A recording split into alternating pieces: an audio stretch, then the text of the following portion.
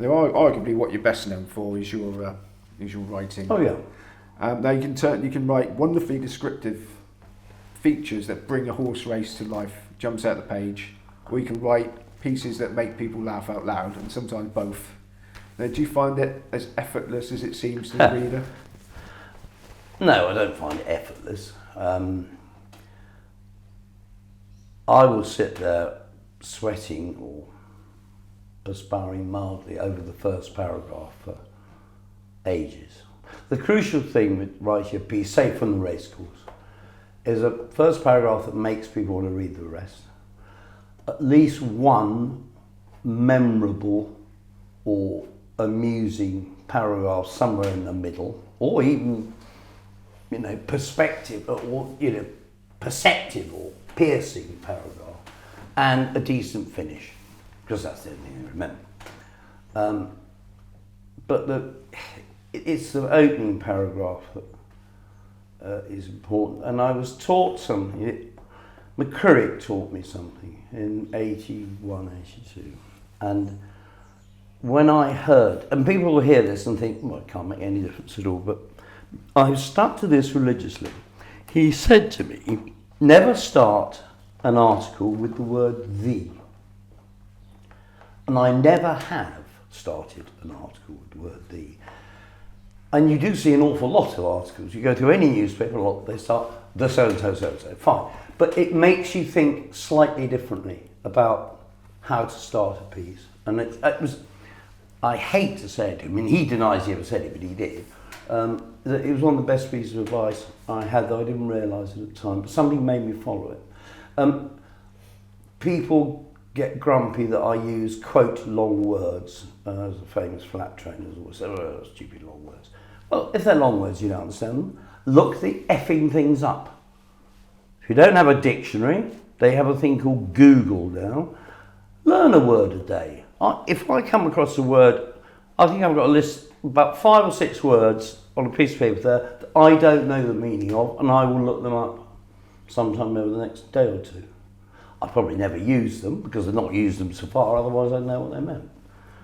But words are amazingly powerful. And in the age of the instant, with images and everything on tablets and phones, which is absolutely fine and marvellous, words have a longer resonance, a deeper set of echoes. You remember expressions or words in a way you don't remember a selfie taken at Skegness on holiday. Okay, now in your job, especially in the horse racing business, people are a lot more accessible. So you've met some wonderful characters, I can imagine. Oh God! Yeah. Have you got anything you can share with us that spring to mind? Well, it's kind of invidious to pick any particular individuals out. I mean, I've known Sir Mark Prescott for a very long time. Wonderful counsellor, great source of advice, loyal. And if you're ever in the mire, which I have a very good habit of getting into, he'd say, "Oh, you come and stay here. Leave under cover of darkness. Nobody know you're here." But there'd be many others, who are friends.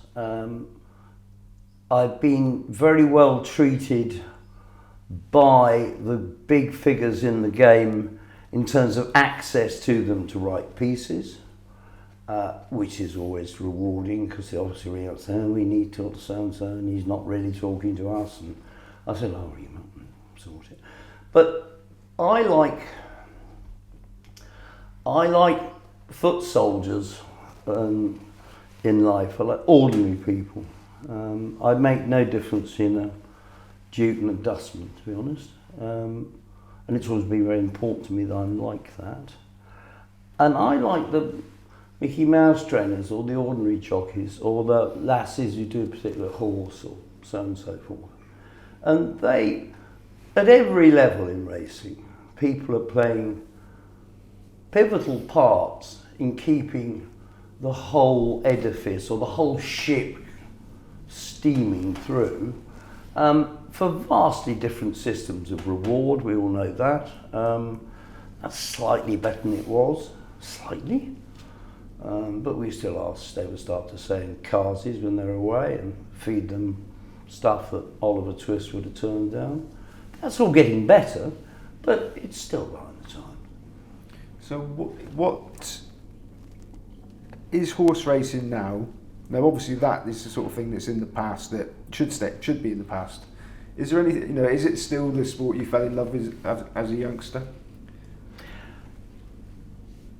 Yes, but yes, with that caveat of hesitancy. I think jump racing is thriving in terms of popularity as it never has before. We have had a fantastic cavalcade of great horses, it helps.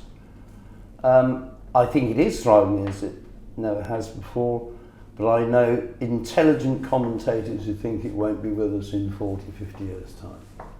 That it may fall foul of changing public expectations of what sport should be. But things like boxing would have to go first. In a risk-averse society, the spectacle of jump racing may not be as acceptable in 40 years' time as it is now. It has changed radically with the times. Fences are infinitely smaller. Look at Aintree. The use of the whip has improved out of all recognition. I remember the days when a horse was placed in the Triumph hurdle having been hit 45 times from the top of the hill. I remember them pre-drainage days at Cheltenham when the ground was invariably vile, coming up, just exhausted horses, coming up weaving with tiredness up the hill, and horses 100 yards behind being belaboured by some lunatic with a carpet piece. So that's gone, and the whip will go. I don't think the whip will be with us in 5 years' time. Steering or no steering, give them wheels. The whip will go, and the whip going might be a help to us as an industry because of public perception. Whether it's right or wrong is not the point. It is the perception that hitting horses is bad, and it doesn't look good. Jump racing's done a lot to try and make horse welfare better, etc. So do you think it can ever do enough though? It's very nature. Well, you can never eliminate risk to horse or human. Now I got great chums around here who can't ride through bad injury, and we know the great case.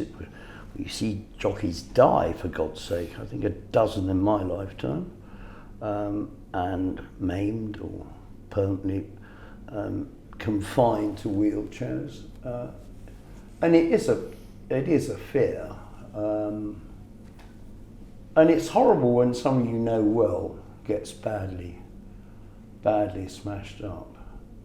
I mean, someone like Ruby, who I always think he's a bad shape for a jockey. He's all very long limbs and they sort of stick out. He's not like one of those sort of bouncy balls. I remember when he had an absolutely ghastly fall at Cheltenham in the autumn a few years ago, and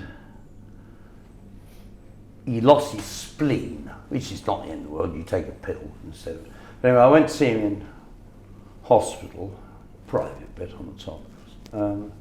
I went up and there was a sort of nurse there by the reception, and I said, "Do you have a spindly, grey-haired, skinny Irishman with a girl's name?" And she said, "If he is the man with the highest pain threshold you've ever met, he's in there." I said, "That'll be the boy." Yeah. But that is a routine. It's another cliche, but it is so illustrative, like many a cliche. Nobody else has a job where 2 ambulances follow them around at work. Yeah. So what would you change about racing? I'd like to change the perception that still hangs around, though in my opinion wrongly, that it is that in certain areas it's a toff's game. I think it is true on the flat, to be honest, and I think some owners and trainers assume roles or give themselves airs and graces of importance that are unfathomable to me. Slightly before, I've seen the time when trainers went from being posh grooms to international figures. Now, that's probably a good thing, because in the old days, when horses were the province of owner-breeders, landowners, old school bankers rather than the villains, thieves and charlatans of today, they were the grand people and the trainers weren't, but the trainers are grand now, sometimes a little too grand. And some of them are completely unhelpful to letting the media, letting them communicate with the public through the media. That annoys the hell out of me. I'd like to get rid of this them. I don't like them and us in anything really, and I'd like to get rid of that on flat. I don't think it is the case so much on Over the Jumps. It's much more of a nice, sweaty, jostling, sharp-elbowed democracy. Just look at Cheltenham. What did Andrew Marr say when he went and did a programme there? As many nose studs as trilbies. Slight exaggeration, but actually a big improvement on 40 years ago. You're talking now about racing again. There seems to have been quite a ruthless broom sweeping through the Racing Post. Is that something that's real, or is it just people coming? I think it's a ruthless broom. I think the business side has changed. We are becoming much more. We are a betting newspaper, for goodness sake, but more and more a betting newspaper, and that's the way it goes. This is the way it is. So what plans do you have for the future now? Well, I stopped being a full-time member of staff in August, and I started freelancing last Saturday from Tingle Creek for an Altior one, and I'm going racing for them this weekend. I expect to do 4 or 5 pieces a month. And as some sarcastic so-and-so said, how would you cope with the extra workload? So, you've obviously enjoyed every minute, well, it seems that you've enjoyed every minute of your career right from the start of it. Anything you'd have changed at all thus far? I wouldn't do it again. Because I go, ugh, when somebody important rather than somebody inconsequential, something important, they say, what have you done differently in their career? And they say, I'd have changed nothing. And I think, you unimaginative git. I'd have done something else. I'd like to have taught, been in education, or the law. I think I would have liked the law. And I'd like to have done something else more useful to society, and had my passion as my recreation. And is there anything you look to be doing now with your extra time that you've got that you haven't? Try and stay out of the pub is the main priority, because when you've got nothing to do, you think, oh, I'll ring so-and-so and go and have a glass of sarsaparilla, or I wonder if Tristan Davis is busy or something. And that's a week off. So is the pub still a factor? Yeah, I had 4.5 years off alcohol. I don't drink on the racecourse if I'm working. And I don't really like drinking on the racecourse if I'm not, because people then say, oh, he obviously had a bottle of champagne or whatever, and assume that you do nothing at all, or that you're working. I don't like that at all. No, don't drink on the racecourse. I had 4.5 years off in the early part of the century, and I didn't miss it. But then one day I thought, God, I'm bored. But I got it under control 99% of the time, and the other percent I just stay at home and don't go out the door. The final question, is there a career in horse racing writing for somebody just leaving university now? No. I've lived through the end of the golden days. Would I encourage anyone to go into it? Yes, but don't expect to have the charter to write that I've had. The space. If you're going to tip horses, be across media platforms, there are endless jobs there, but You asked about writing. The Times has just ceased to have a racing correspondent. When I was young, it had 2 full-time and a full-time Newmarket man and a man in France. Papers give less and less space, printed space. There's reams online, but that can be a scourge for whoever's doing it because the demands are literally endless.